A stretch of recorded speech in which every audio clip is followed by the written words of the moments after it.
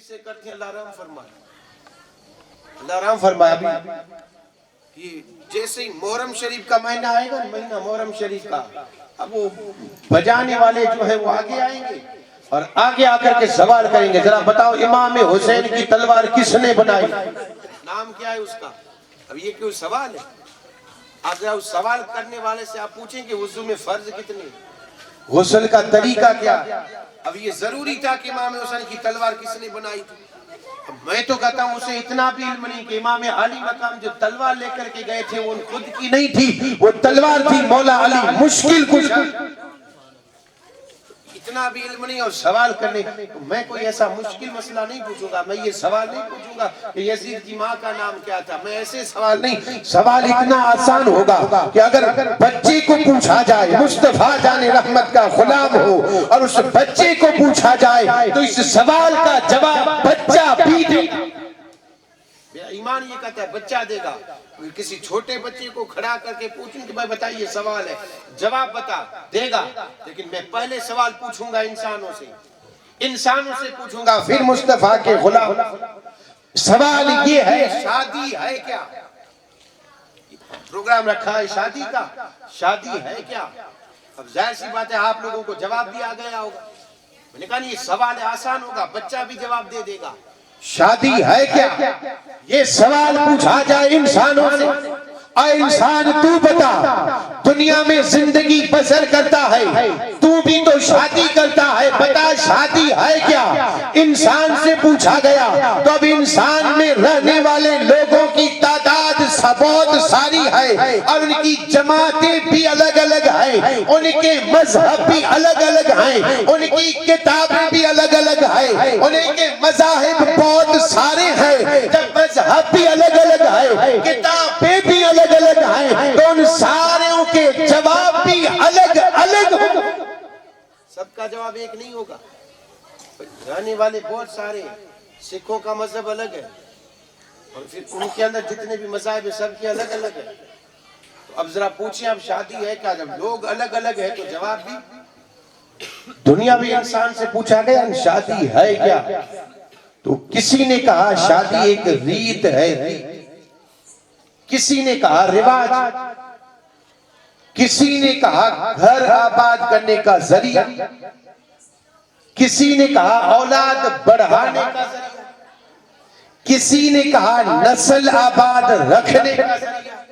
اب یہ دنیاوی انسانوں کے جواب ہے، ان سے جب پوچھا گیا شادی ہے کیا تو کہا ریت، رواج، رسم، گھر آباد کرنے کا ذریعہ، نسل بڑھانے کا ذریعہ، نسل آباد رکھنے کا ذریعہ، گھر بسانے کا ذریعہ۔ اب یہ دنیاوی انسانوں کے جوابات ہیں، اب یہی سوال مصطفیٰ کے غلاموں سے پوچھا جائے، کچھ والوں سے پوچھا جائے، گجرات والوں سے پوچھا جائے، راجستھان والوں سے پوچھا جائے، یو پی بہار والوں سے پوچھا جائے، بنگلہ دیش والوں سے پوچھا جائے، امریکیوں سے پوچھا جائے، افغانستان والوں سے پوچھا جائے، افریقہ والوں سے پوچھا جائے، مصطفیٰ کے غلاموں سے پوچھا جائے، اے مصطفیٰ کے غلام تو بتا، تو بھی تو انسانوں کے بیچ میں رہتا ہے، تیرا بھی اٹھنا بیٹھنا انسانوں کے بیچ میں ہے۔ ہمارا ایک سوال ہے، ہم نے انسانوں سے پوچھا کہ شادی کیا ہے تو جواب ملا ریت ہے، رواج ہے، رسم ہے، نسل بڑھانے کا ذریعہ، گھر آباد کرنے کا ذریعہ، گھر بسانے کا ذریعہ۔ مصطفیٰ کے غلام تو بتا شادی کیا ہے؟ مصطفیٰ کے غلام نے جواب دیا، پوچھنے والا پوچھتا ہے شادی کیا ہے تو سن شادی نبیوں کی سنت، جواب یہی دے گا نبیوں کی، اور پھر تھوڑی دیر کے بعد جواب میں کہے گا کہ صرف نبیوں کی نہیں، صرف نبیوں کی نہیں، شادی نبیوں کے نبی مصطفیٰ جان رحمت کی سنت۔ جواب کون دے گا؟ الحمدللہ۔ ہمیں تو یہ حدیث پاک اتنی یاد ہو گئی کہ ابھی عربی عبارت میں بھی ہمیں یاد ہے، یعنی اگر کسی سے کہا جائے شادی کیا ہے تو حدیث پاک سنا دیں گے، النکاح من سنتی، یہ عربی عبارت ہے، فمن رغب عن سنتی فلیس، کچی میں جواب نہیں دیں گے بلکہ عربی میں حدیث ہی سنا دیں گے. اتنی حدیث مشہور اور یاد ہو گئی کہ نکاح کرنا میرے آقا نے فرمایا میرا طریقہ، اور جو اس سے روح گردانی کرے، چہرہ پھیر دے، نکاح نہ کرے، میرے آقا نے فرمایا وہ ہم میں سے ہے. یہ حدیث پاک الحمدللہ سب کو پتا ہے کہ نکاح نبی کی سنت. اب ایک اور سوال، اور گھبرائے نہیں، جواب دوں گا انشاءاللہ. جواب دے کر سوال اب یہ ہے کہ نکاح سنت، اب سنت کیا ہے؟ یہ بھی تو ضروری، نکاح ہے سنت، تو اب سنت کیا ہے؟ سنت کیا ہے؟ کسی کو پتا سنت کیا ہے؟ سنت جو ہے نا، سنت اگر میں آپ سنت کا معنی نہیں پوچھ رہا، معنی تو ہے طریقہ، لیکن یہاں میں پوچھ رہا ہوں کہ سنت ہے کیا؟ عبادت. آپ کہیں گے ہاں عبادت، لیکن میں کہوں گا کہ سنت صرف عبادت، سنت صرف عبادت نہیں، سنت جو ہے وہ عبادت کی جان ہے. جان، عبادت کی جان. جب تک عبادت میں سنت ہے تب تک عبادت عبادت ہے، اور عبادت سے سنت نکلی اب ہوئی بیکار.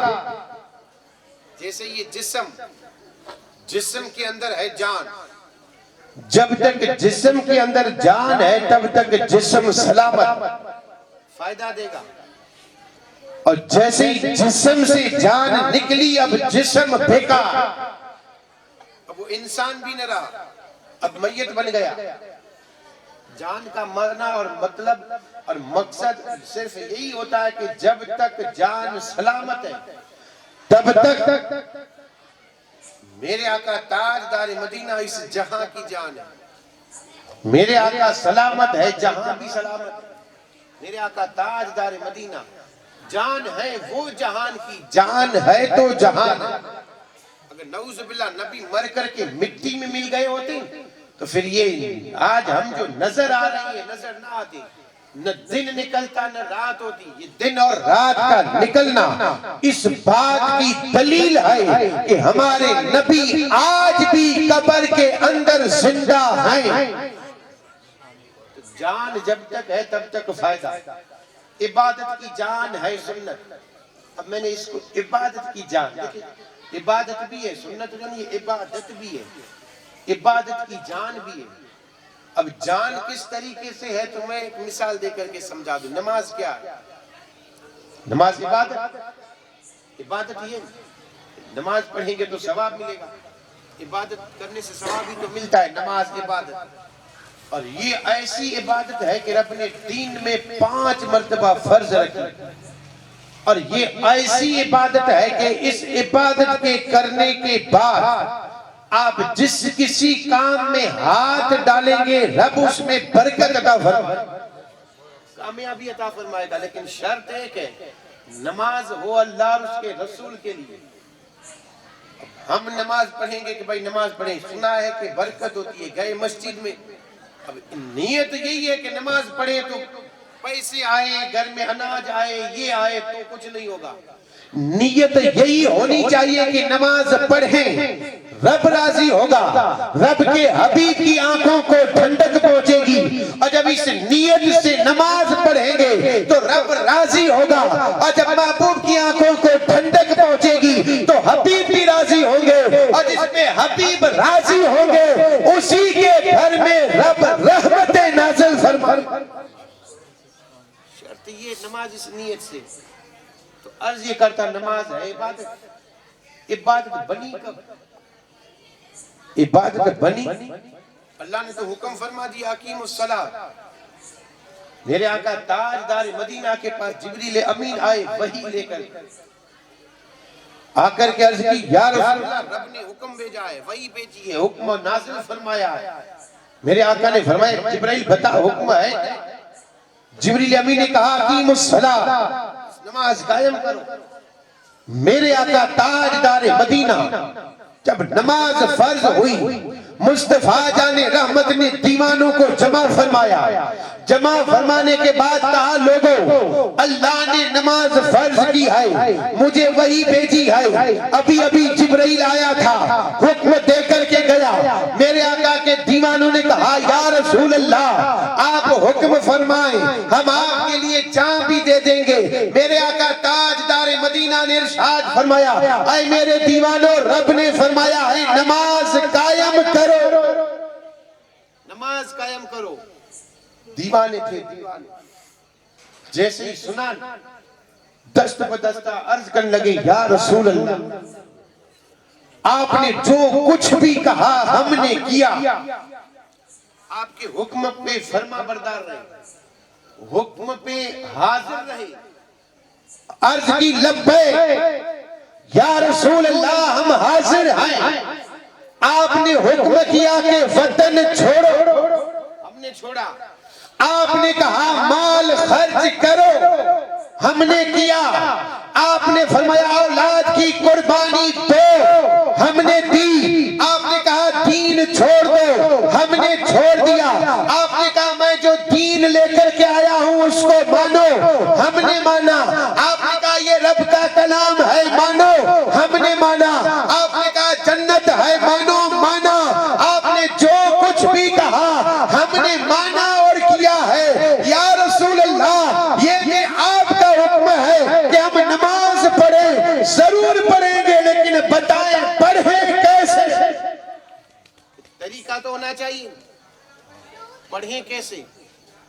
اس وقت پتا نہیں تھا کہ نماز کیسے پڑھی جائے. ظاہر سی بات ہے جسے کھانا پکانا نہ آتا اور ہم اسے کہیں کہ بھئی کھانا پکا کر کے لا, تو وہ پوچھے گا تو سنگ میں پکاؤں کیسے, پوچھے گا پکاؤں کیسے, کیا کیا کرنا پڑے گا. دیوانوں نے ابھی تک نماز نہیں پڑھی. عرض کی یا رسول اللہ آپ نے جو کچھ بھی کہا ہم نے کیا. وطن چھوڑا, مال خرچ کیا, جانیں قربان کرنے کے لیے تیار, اولاد قربان کر دیا, سب کچھ کیا کریں گے, نماز بھی پڑھیں گے. آپ کا حکم ہے, سر اور آنکھوں پہ ہے. یا رسول اللہ ضرور پڑھیں گے, لیکن بتاؤ پڑھیں کیسے. اس وقت میرے آقا نے یہ ارشاد نہیں فرمایا رکو جبریل کو آنے دو, رب طریقہ بتائے گا. قرآن نازل ہونے دو, طریقہ اللہ بتائے گا. مجھے پتا نہیں ہے, مجھے تو بس حکم ملا ہے. اس وقت میرے آقا نے یہ نہیں فرمایا. میرے آقا نے فرمایا دیوانو صلو کما رأیتمونی اصلی, پڑھو ایسے جیسے میں پڑھتا ہوں. میں قیام کروں تم بھی کرو, رکوع کروں تم بھی کرو, سجدے کروں تم بھی کرو. دیوانو ادا میری ہوگی, عبادت خدا کی. طریقہ میرا ہوگا, بندگی اللہ کی. یہ ہے سنت عبادت, میرے آقا کی سنت. میرے آقا نے قیام کیا, دیوانوں نے قیام کیا. میرے آقا نے قرات پڑھی, دیوانوں نے قرات. میرے آقا نے رکوع کیا, دیوانوں نے رکوع کیا. اب یہ ہے سنت, میرے آقا کا طریقہ. میرے آقا جیسے جیسے کرتے گئے ویسے ویسے دیوانے کرتے گئے. یہاں سنت بھی ادا ہو گئی, اللہ کی عبادت بھی ادا. پتہ یہ تلا سنت عبادت ہے, اور میں نے دعویٰ کیا تھا کہ سنت عبادت کی جان ہے. سنت عبادت کی اب یہ جان کیسے ہوئی. لیکن میرے آقا تاجدار مدینہ نے نماز پڑھنے کا حکم فرمایا, اور میرے آقا نے طریقہ بتایا. طریقہ جو نماز پڑھتے ہیں انہیں پتا ہوگا, اور جو کبھی کبھی جاتے ہیں انہیں بھی پتا تو ہوگا, لیکن نام یاد نہیں ہوگا. میرے آقا تاجدار مدینہ نے فرمایا سب سے پہلے ہے تکبیر تحریمہ. اگر یاد نہ ہو تو دونوں ہاتھوں کو اٹھا کر کے انگوٹھے دونوں کان کے لو تک اٹھا کر کے سیدھے ہتھیلیاں کعبے کی طرف, اور انگلیاں اپنی حالت پہ ہو, نہ ملی ہوئی ہو نہ کشادہ ہو, بس اپنی حالت پہ ہو. اور ایسے اللہ اکبر کہتے ہیں, اسے کہتے ہیں تکبیر تحریمہ. یہ میرے آقا کا سب سے پہلے تکبیر تحریمہ. پھر میرے آقا نے طریقہ بتایا قیام, ہاتھ باندھ کر کے کھڑا ہونا. پھر میرے آقا نے طریقہ بتایا قرات, نماز میں قرات سورہ فاتحہ اور کوئی اور سورت پڑھنا. پھر میرے آقا نے طریقہ بتایا رکوع, پھر میرے آقا نے طریقہ بتایا سجدے، 2 سجدے، پھر میرے آقا نے طریقہ بتایا قاعدہ، 2 رکعت کے بعد قعدہ، اور پھر میرے آقا نے طریقہ بتایا سلام، پھر سے خروج بے سنعی ہی کا نماز سے باہر نکلنا، معنی یہی ہے خروج بے سنعی ہی، اس کام سے باہر نکلنا، نماز سے، یہ طریقہ میرے آقا کا۔ اب کوئی بندہ یہ کہے کہ میں نماز تو پڑھوں گا، نماز پڑھوں گا لیکن طریقہ مصطفیٰ کا نہیں، طریقہ میرا۔ میں جتنی چیزیں بتائیں گے 5 7 یا 6 چیزیں، یہ 7 یا 6، کیونکہ کچھ لوگ تکبیر تحریمہ کو شرط میں مانتے ہیں اور کچھ لوگ فرائض میں مانتے ہیں، لیکن 7 فرائض، تکبیر تحریمہ کے ساتھ یہ 7 فرائض، یہ 7 طریقہ میرے آقا کا جو میں نے ابھی بتایا۔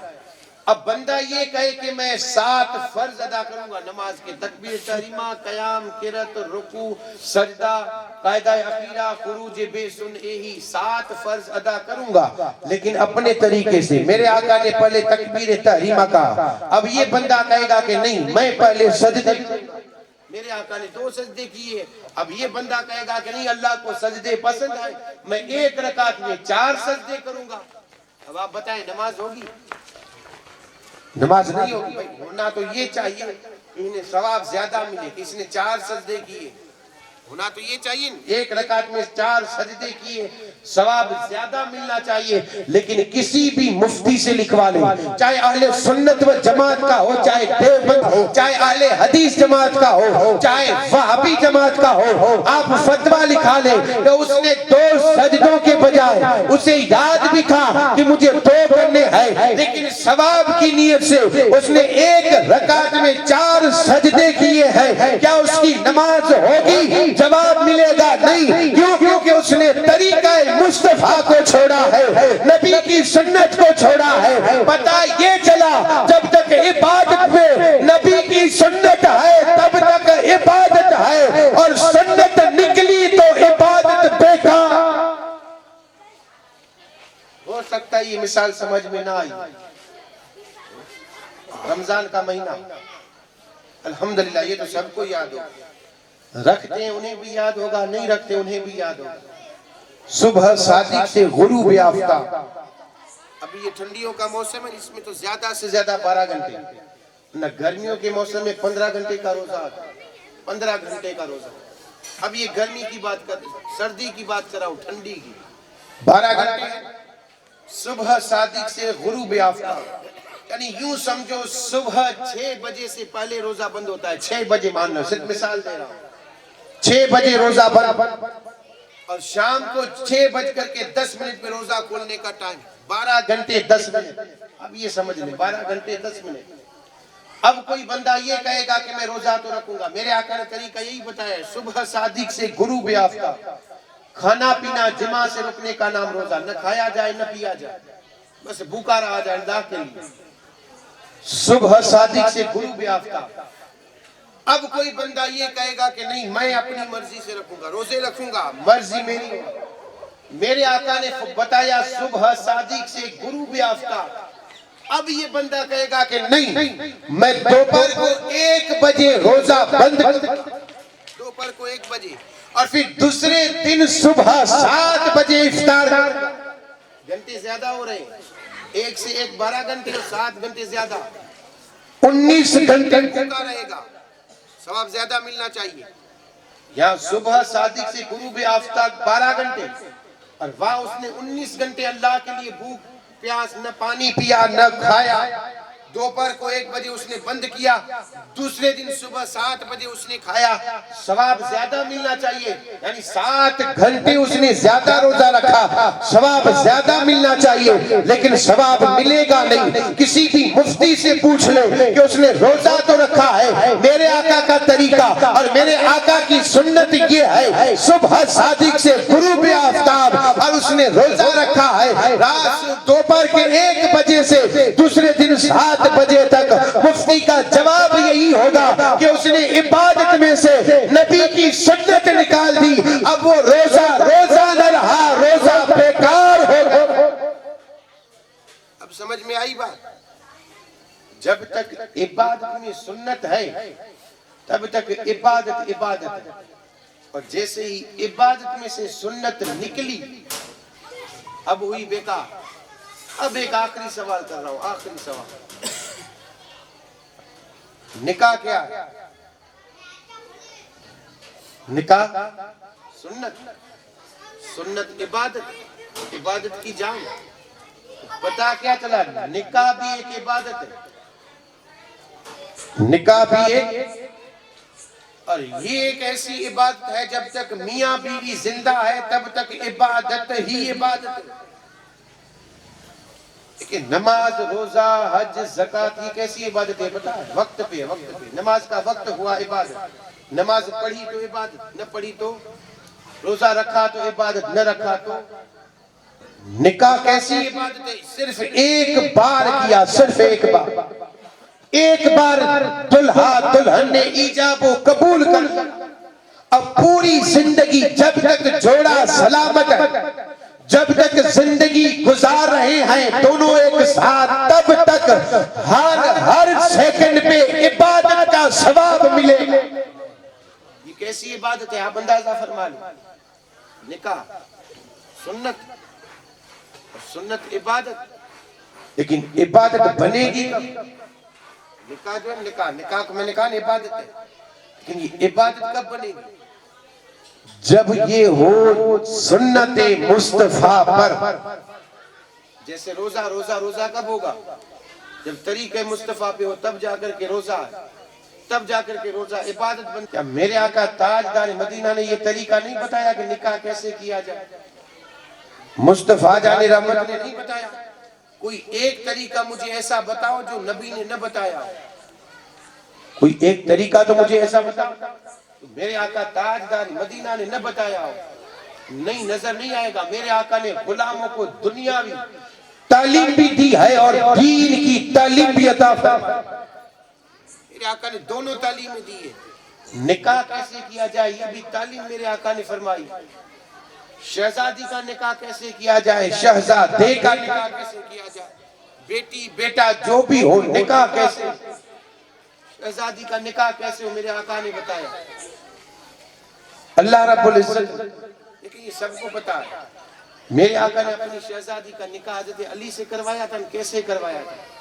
آسمانوں میں رب نے نکاح فرما دیا اور پھر پیغام بھیجا محبوب کی طرف، جبرائیل آ کر کے پیغام لے کر کے کہا یا رسول اللہ، اللہ نے آپ کی شہزادی کا نکاح مولا علی مشکل کشا سے فرما دیا اور حکم دیا ہے کہ اللہ نے آسمانوں میں ان کا نکاح کروا دیا، اب زمین میں ان کا نکاح آپ فرما دیں۔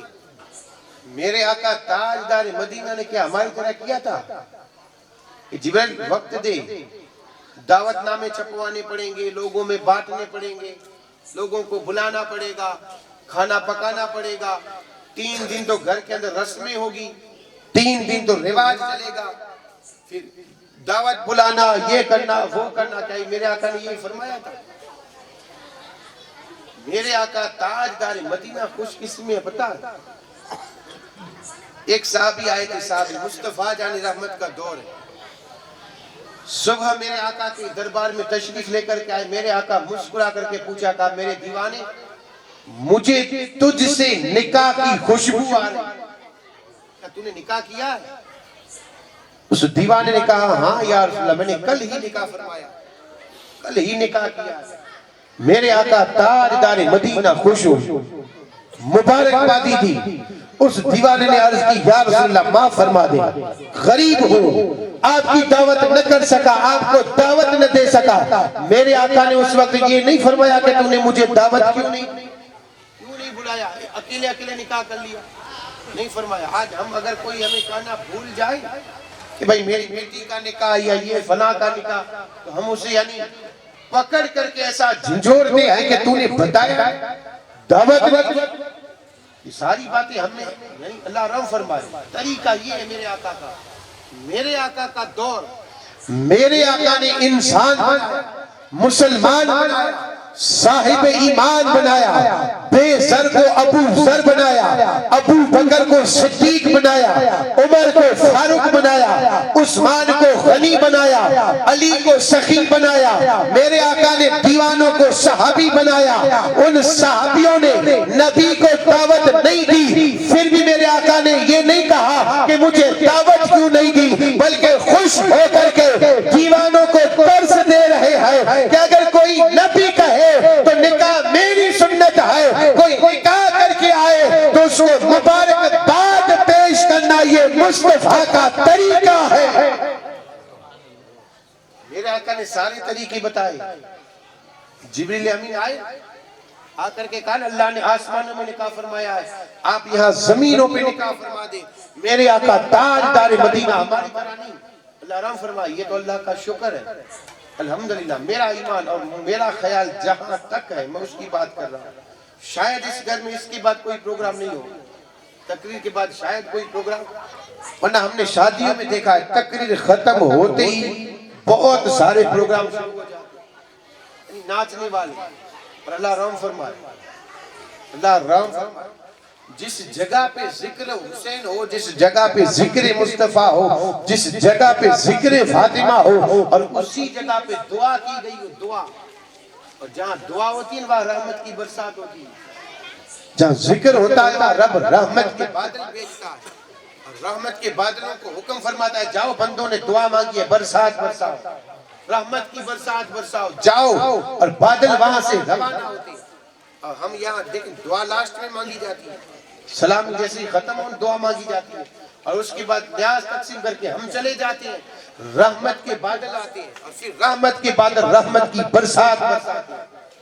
لیکن اب ظاہر سی بات ہے جس جگہ پہ ہم نے دعا مانگی اور اسی جگہ پہ شیطانی حرکت ہو، ڈھول بج رہے ہوں، عورتیں ناچ رہی ہوں، مرد دیکھ رہے ہوں، اب رحمت کے بادل آئے، آ کر کے دیکھا کہ اللہ نے اس جگہ پہ بھیجا تھا، اللہ نے کہا تھا میرا ذکر ہوا اور بندے نے دعا مانگی ہے، اب رحمت کے بادل دیکھیں گے، دیکھ کر کے کہیں گے کہ مولا آج ہم یہاں آئے ہیں، آج کے بعد تیری قسم کھاتے ہیں ہم اس کے گھر میں کبھی داخل نہیں۔ رحمت کے بادل قسم کھا کر واپس چلے جاتے ہیں اور پھر کبھی نہیں آتے۔ ایسے ہم نے دیکھے ہیں، ایسے لوگ، اور دیکھیں یہ تو دنیا کا دستور ہے۔